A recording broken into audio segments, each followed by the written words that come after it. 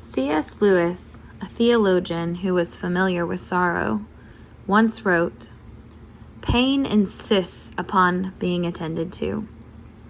God whispers to us in our pleasures, speaks in our consciences, but shouts in our pains. It is his megaphone to rouse a deaf world."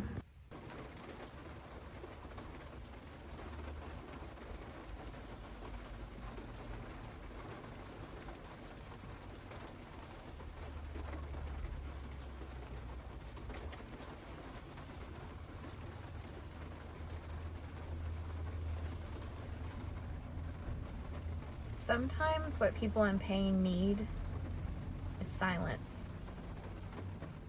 Sometimes they need us to close our mouths and just sit and listen. As hard as that can be, it's what a heart that's crying needs. It's what a person who's mourning needs. They need you to be there, but to listen and acknowledge their pain.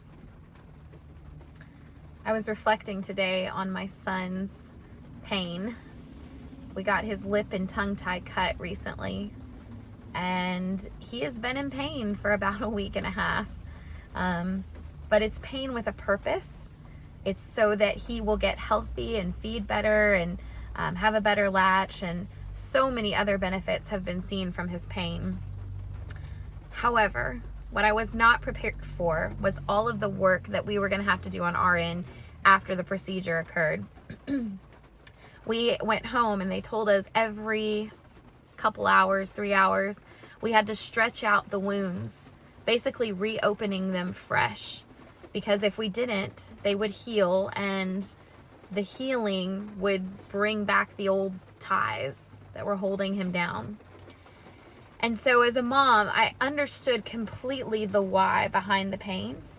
As I sit there and I pull his lip up and I push his tongue back and I try and do it as gently as you can, but he still cries out. He still screams in pain. And every single time I grab him and bring him to my chest and I hold him close and I say, "I'm so sorry, buddy. Mommy loves you. I love you so much." And I kiss his little face and he coos and looks at me kind of betrayed. And I know someday he's going to forget about this. And it's going to be a wonderful thing in the future because he's going to be gaining weight well and eating well and healthy. And he already has shown many of those signs. And I know it was for the good. But man, it is so difficult, dare I say excruciating, to see your children in pain, even if there's a purpose to that pain. And as I reflect back on painful moments in my life, and I think about God in those moments and how raw it was when I lost my sister. She was 22 years old to an overdose. I witnessed all of that scene. I witnessed her dying in the hospital bed. I remember the raw pain of it. And me crying out to God and saying, "Father, where are you? Where are you in this pain? Why is this pain happening?" And we don't always know the why. In fact, I've come to terms that we won't fully know the why on this side of heaven. But I will tell you, I've become convinced that God brings purpose through our pain. And I believe that in many ways from what I've seen and what he's brought about in our life, but also because I trust my Creator. I trust that on the other side of my pain, he is loving and caring. And I've seen him prove that to me over and over and over again in my life. And I believe that her death has brought about many good things. I know that thousands have been saved through the nonprofit that my mother created, Butterfly Backpacks.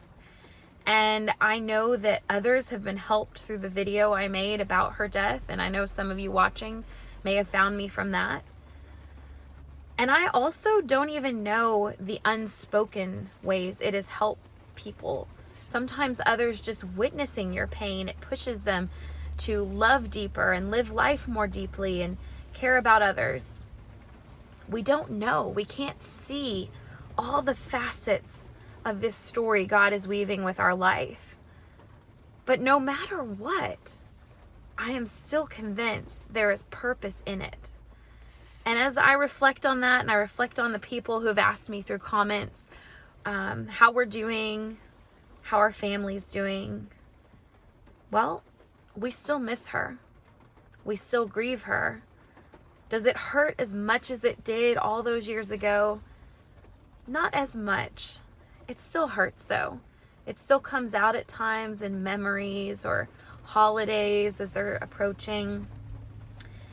It still comes out in moments like last night when I was going through old cards to prepare these legacy boxes for my kids, and I found a bunch of her handwritten notes to me. It still hurts. And the thing is, God doesn't want some over zealous platitude or some just kind of put a band-aid on it and say it's all going to be okay thing. When she passed away, I went to him in rage and fury and anger. I took that to him in prayer. And I asked God over and over again, the why and the hurt and the anger, it all poured out. And the thing is, he doesn't want us to hold that in. He doesn't want us to take it elsewhere. He wants us to come to him and essentially bang on his chest and be like, Father, why? Why? And over time, he's held me tight enough that I've let go of the why and I've understood the who. I've understood that God on the other end, he's not malicious. He didn't try and hurt us on purpose. He cares for me and my family. And there are so many things in his word to support this. There are times where I think, God, you don't understand what it's like to lose someone. Until he lost his son on the cross that day. You don't understand what it's like to be rejected and hurt and just forsaken by men, until Judas betrayed him and all of his disciples deserted him. You don't understand, Lord, how hard it is to live in this pain and mourning and loss. Well, there's this story in the Bible where Jesus was called to save his friend Lazarus. And even though he knew he had the power to resurrect him and was going to bring him back from the dead, he walked into the scene and he saw everybody mourning and crying. And the Bible has just 2 words. They're the most impactful words, in my opinion, in that whole section. And they are, Jesus wept. He knew he was going to bring him back. But Jesus cried with those who were crying. He stopped what he was doing to make time to understand the pain and the loss. And I don't know what you're going through today. There are so many different types of pain. I get it. It's not a one-size-fits-all. But I do know that if you cry out to God in your most honest, truthful way about your hurt and your pain, he can take it, and you'll be amazed at the strength you will find there in the arms of our Creator. So Lord, today I just pray for anybody who is in pain and struggling. I pray that they would know your great love, God. I pray you would comfort this hurting world. And even though so many YouTubers right now are all about the holidays and all the cheer, there are people that are missing seats of loved ones around the table.